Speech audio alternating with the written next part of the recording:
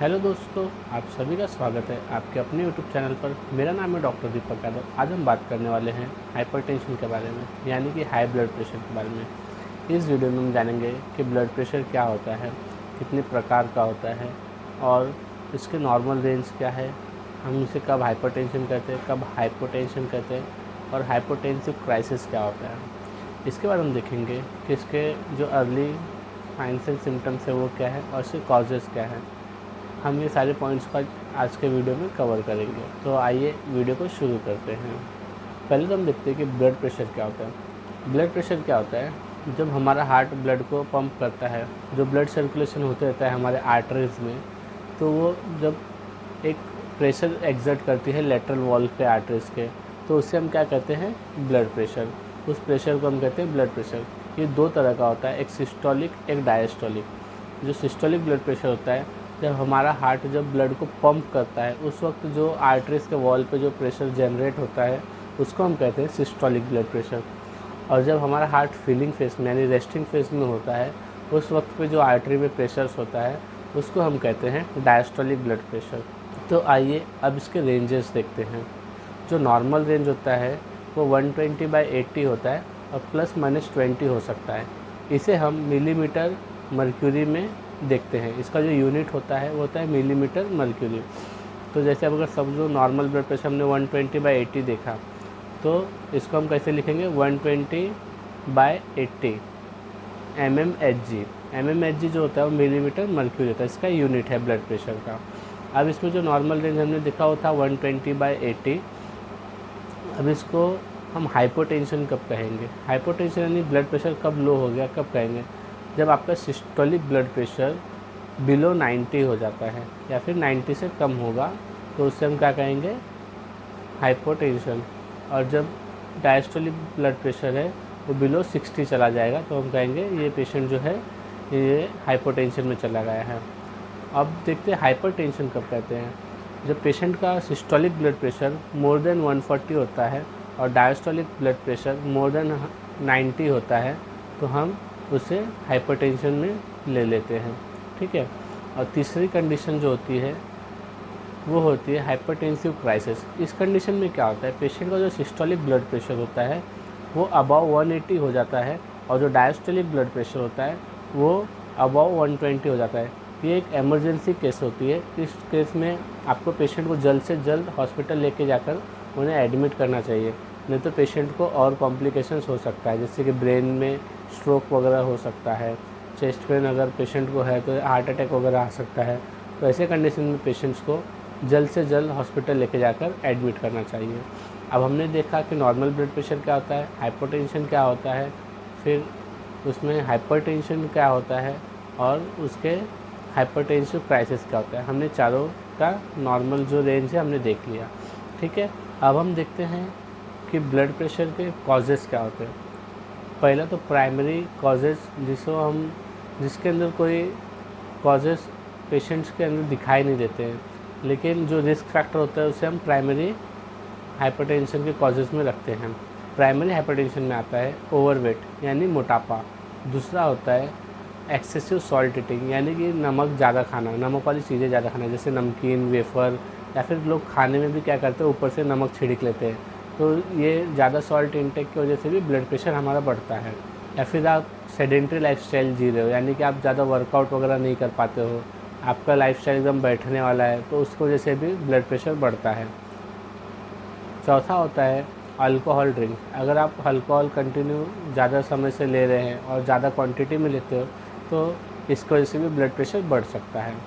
Smoking भी एक कारण है। स्मोकिंग की वजह से क्या होता है, हमारी जो आर्टरीज होती है या फिर जो भी वेसल्स होते हैं वो नैरो हो जाते हैं, जिसकी वजह से क्या होता है जब वो कंस्ट्रिक्ट हो जाती है हमारी आर्टरी तो उसकी वजह से भी ब्लड प्रेशर बढ़ सकता है। बहुत ज़्यादा स्ट्रेस लेने की वजह से भी ब्लड प्रेशर बढ़ता है। स्ट्रेस भी एक मेन फैक्टर है। या फिर आपकी रात को नींद बराबर नहीं हो रही है तो उसकी वजह से भी ब्लड प्रेशर बढ़ सकता है। या फिर आपकी एज अबाउट 65 ईयर हो गई है तो भी ब्लड प्रेशर बढ़ने के चांसेस ज़्यादा होती है। ये सारे थे प्राइमरी हाइपरटेंशन के कॉजेज़। अब हम देखते हैं कि सेकेंडरी हाइपरटेंशन में क्या क्या आता है। सेकेंडरी हाइपरटेंशन में पहला जो हम देख रहे हैं रीनल वस्कुलर डिजीज़, यानी कि जो भी किडनी के जो वेसल्स है उसके अगर कोई भी डिजीज़ होंगे तो उसकी वजह से पेशेंट्स का ब्लड प्रेशर बढ़ सकता है। दूसरा रीनल पैरेन्काइमल डिजीज़ यानी कि CKD हो गया, एक्यूट किडनी फेलियर हो गया, इसके वजह से भी पेशेंट्स के ब्लड प्रेशर बढ़ते हैं। अगर समझो किडनी का कोई ट्यूमर वगैरह है तो फिर भी पेशेंट का ब्लड प्रेशर बढ़ सकता है। एंडोक्राइन रिलेटेड भी कोई डिजीज़ रहेगी तो भी हाइपरटेंशन हो सकता है, जैसे हाइपरथायरॉयडिज्म हो गया, डायबिटीज़ हो गया, इनकी वजह से भी ब्लड प्रेशर बढ़ता है। Pregnancy induced hypertension, during pregnancy भी अगर प्रेगनेंसी इंड्यूस्ड हाइपरटेंशन होता है जिसकी वजह से एक इमरजेंसी बन जाती है जिसमें पेशेंट्स को हॉस्पिटल तुरंत लेके जाया जाता है और उनका जो भी ट्रीटमेंट है वो तुरंत किया जाता है।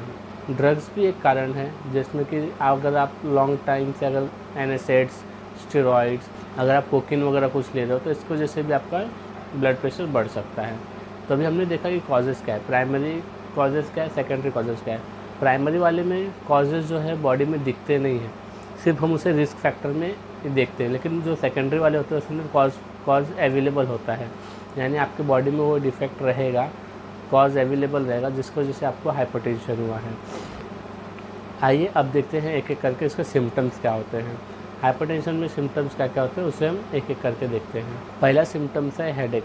हेडेक जो होता है बहुत सीवियर होता है, जो मोस्टली मॉर्निंग में एग्रीवेट होता है, ठीक है। इसकी वजह से आपका पूरा डेली रूटीन जो है आपका अफेक्ट हो सकता है। अगर आपको डेली अगर मॉर्निंग में हेडेक हो रहा है तो आप अपने डॉक्टर्स को दिखाकर अपना BP इवेल्युएट कराएं और अपनी ब्लड प्रेशर की दवा चालू करा सकते हैं अगर आपको हाइपरटेंशन होता है तो। दूसरा होता है डिजीनेस। डिजीनेस जो होता है वो कभी कभी एसोसिएटेड होता है हेडेक के साथ।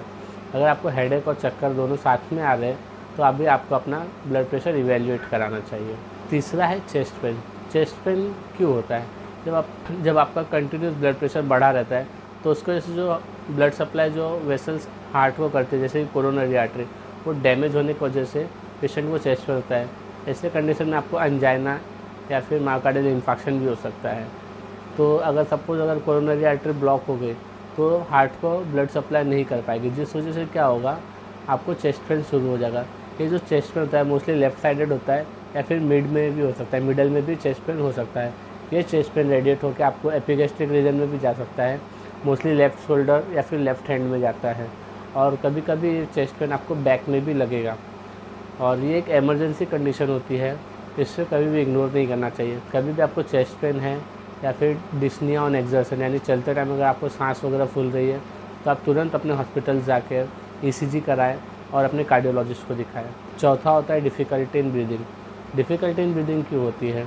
जब आपका हाइपरटेंशन कंटिन्यू बढ़ा रहता है तो उस वजह से जो हार्ट की जो पंपिंग है वो कॉम्प्रोमाइज़ हो जाती है। वो कॉम्प्रोमाइज़ होने की वजह से जो हमारा जो ब्लड है जो लंग्स में जा रहा है तो वहाँ पे जो गैसेस के एक्सचेंज होते हैं जैसे कार्बन डाइऑक्साइड का और ऑक्सीजन का, तो प्रॉपर नहीं हो पाता। उसकी वजह से क्या होता है, आपको ब्रीदिंग में डिफ़िकल्टी होना चालू हो जाती है। नेक्स्ट सिम्टम है नॉसिया एंड वॉमिटिंग।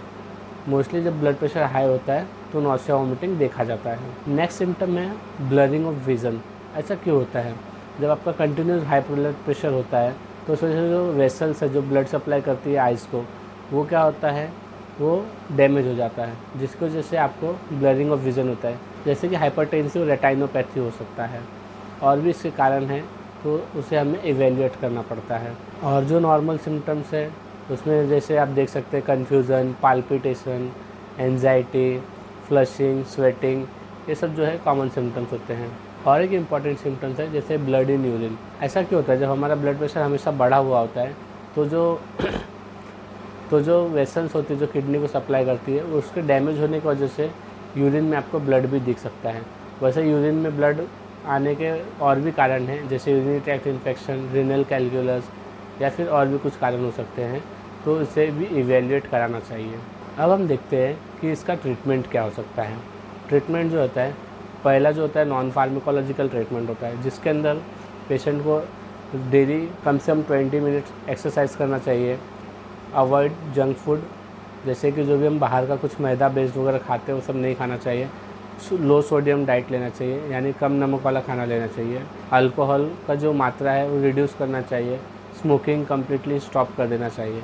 ये सब अगर आप करते हो तो आपका ब्लड प्रेशर कम हो जाएगा। अगर हम मेडिसिनल की बात करते हैं, मेडिकेशंस की बात करते हैं, तो इसके अंदर आप पहला होता है एस इनहिबिटर्स का टैबलेट ले सकते हैं। जैसे कि एनालिप्रिल, कैप्टोप्रिल, ये सब मेडिसिन आते हैं उसके अंदर।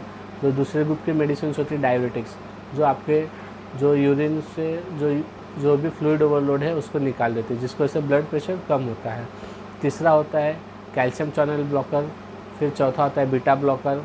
ऐसे बहुत सारे मेडिसिन है जो आप यूज़ कर सकते हैं, लेकिन कोई भी मेडिसिन विदाउट डॉक्टर के प्रिस्क्रिप्शन के या फिर विदाउट डॉक्टर को दिखाए अपने से कुछ मेडिसिन ना लें, ये आपके ऊपर हार्मफुल हो सकता है।